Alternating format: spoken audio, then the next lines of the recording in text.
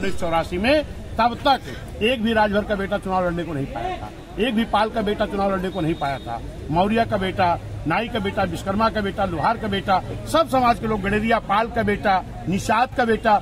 ये तो धन्यवाद देता हूँ माननीय कांसी राम साहब को, माननीय बहन जी को, जिन्होंने एक बहुजन समाज पार्टी बनाई और एक नारा दिया कि जिसकी इतनी संख्या भारी उसकी उतनी हिस्सेदारी। जिसको कभी हिस्सेदारी नहीं मिली थी उसको भी बहुजन समाज पार्टी के नेता माननीय साहब बहन जी ने भागीदारी दिया, और जिसको मिलती थी उनको भी उनकी संख्या के आधार भागीदारी देने का काम किया। तो पीडीए का काम, सर्व समाज का काम जो करने वाली नेता है माननीय बहन जी है, जो पार्टी बहुजन समाज पार्टी। नीतियों रीतियों के बाद पार्टी को कुछ सीटें नहीं मिल पा रही। देखिए, ये भारतीय जनता पार्टी का जो एनडीए गठबंधन है, समाजवादी कांग्रेस का जो इंडिया गठबंधन है, इन दोनों लोगों की मिली भगत के नाते हमारे बहुजन समाज के लोगों को धोखा दिया गया। चाहे वो 22 में दिया गया था पुरानी पेंशन के नाम पर, जबकि वो कुछ नहीं करने वाले हैं, न इंडिया के लोग न एनडीए के लोग, और इधर संविधान बचाने के नाम पर फिर एक धोखा दिया।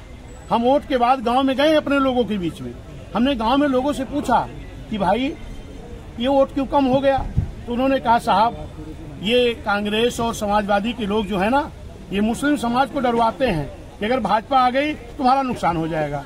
अब की तो SC ST को भी डरवा दिया, कहा कि अगर भाजपा आ गई तुम्हारा संविधान बदल देगी। तो गांव में जाके कांग्रेस सपा के लोगों ने धोखा दिया कि जो आपके बच्चों को शिक्षा मिल रही संविधान के बल पर, जो आपको बच्चों को नौकरी मिल रही संविधान के बल पर, जो आपको मान सम्मान मिल रहा संविधान के बल पर, ये संविधान भाजपा बदल देगी। और भाजपा के एक सांसद हमारे अयोध्या के ही थे, उन्होंने बोला 272 चाहिए सरकार बनाने के लिए, 400 पार चाहिए संविधान बदलने के लिए। क्या भाजपा का नीचे से लेकर ऊपर तक कोई नेता बोला? ये मिली भगत उनकी है, और उसी को समाजवादी कांग्रेस लोगों ने कहा हम संविधान बचाएंगे, जबकि बाबा साहब ने इस संविधान को इतना मजबूत बनाया है, इतनी आसानी से संविधान बदला नहीं जा सकता। संविधान की आर्टिकल को बदल करके नुकसान किया जा सकता है, जो नुकसान आज भाजपा कर रही है। तमाम सरकारी विभाग में जहां हमारे SC ST OBC का आरक्षण है, प्राइवेट करके नुकसान कर रहा है संविधान का। कांग्रेस पार्टी ने भी तमाम ऐसी जो आर्टिकल, हमारा काका कालेर का आयोग था नहीं लागू होने दिया कांग्रेस ने, पिछड़ों का मंडल कमीशन लागू नहीं होने दिया कांग्रेस ने, हम लोग हक अधिकार नहीं लेने दिया कांग्रेस ने, समाजवादी ने तमाम आर्टिकल को बदल करके हमारा नुकसान करने का काम किया। ये हमारी जनता जानती है।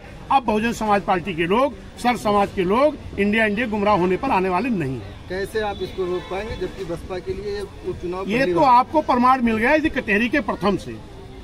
इस लोकसभा चुनाव के बाद कोई और चुनाव नहीं हुआ है, खाली जिला पंचायत का हुआ है, और जिला पंचायत में माननीय हमारे पूर्व मंत्री जी हैं, यहाँ कारागार मंत्री जी हैं, इधर प्रत्याशी जी भी हैं, पूर्व प्रदेश अध्यक्ष जी हमारे हैं भीम राजभर जी, इधर साजिद अंसारी साहब हैं, हरिश्चंद्र गौतम जी हैं।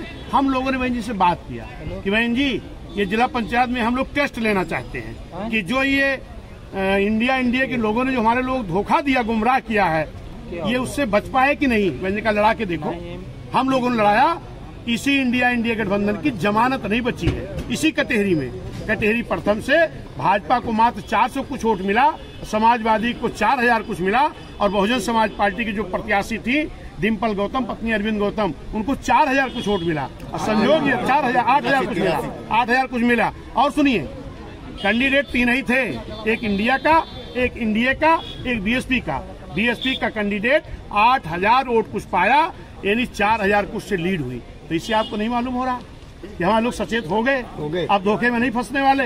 ये चाहे इतना गणित लगा ले, ये इंडिया के धोखे में बहुजन समाज आने वाला नहीं है। अब माननीय बहन जी को ये चुनाव जिता के संदेश देने का काम करेगा बहुजन समाज। आने वाले 27 में फिर उत्तर प्रदेश कब्जा करने का काम करेगा, बहन जी को मुख्यमंत्री बनाने का काम करेगा। धन्यवाद, शुक्रिया।